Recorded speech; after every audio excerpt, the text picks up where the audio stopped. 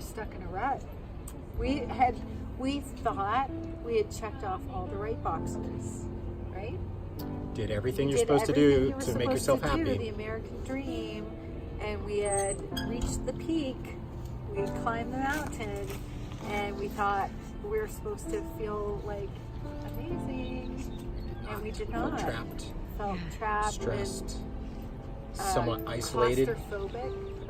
Isolated from each other, even though we were in the same house. It was like Byer Corp.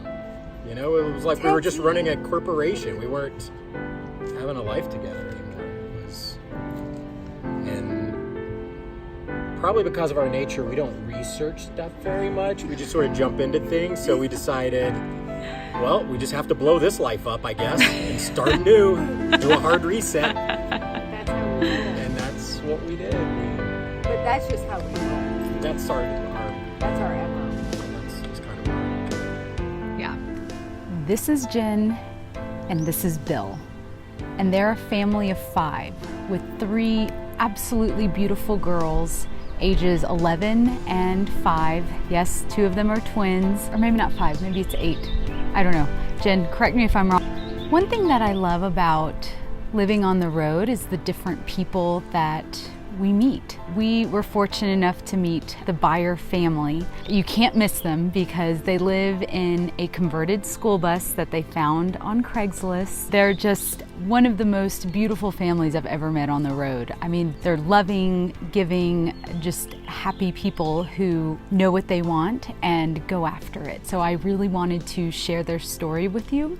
When people ask me about living on the road, you know, usually they have a lot of different obstacles that they go through, and whether it's, especially as Chris and I don't have any children, people always think, oh, well, it's so easy for you guys to live on the road without children.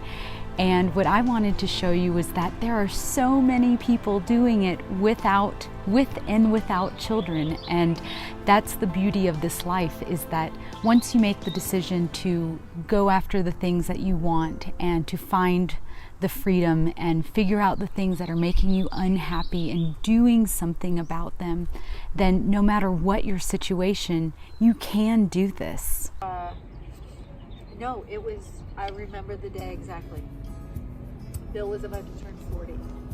Oh, so this is all a midlife crisis. No.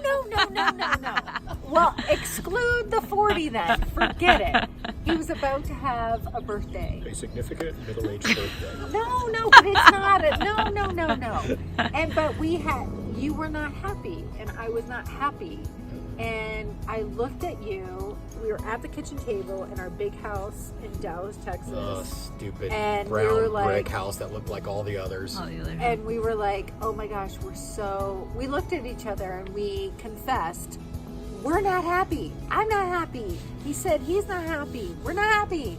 And so I turned to him. I was all ready to go for a run. So I turned to him and I'm like, when were we the most happiest?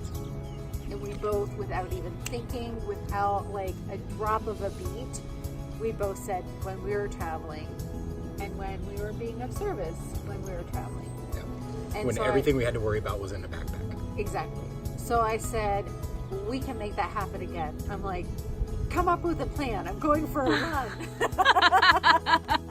So I came back from my run and he's like, oh, I already applied to Health Volunteers Overseas, and that's the group we volunteer with. Yeah, and so we might be going to Bhutan in a few months. I'm like, hot diggity, let's go. So we heard a week later, less than a week, they had responded. They said they accepted us. They accepted us to Bhutan, and we within, I don't even know. We thought it was a one-time trip that was going to scratch an itch. Right. We went to Bhutan and we were like, no. I knew. Yeah. It was gonna be more than scratching the itch. I knew it was just lighting the candle. Yeah. This opportunity of going to Bhutan and just deciding we're gonna do this is that it opened up this world, literally, of possibilities for them.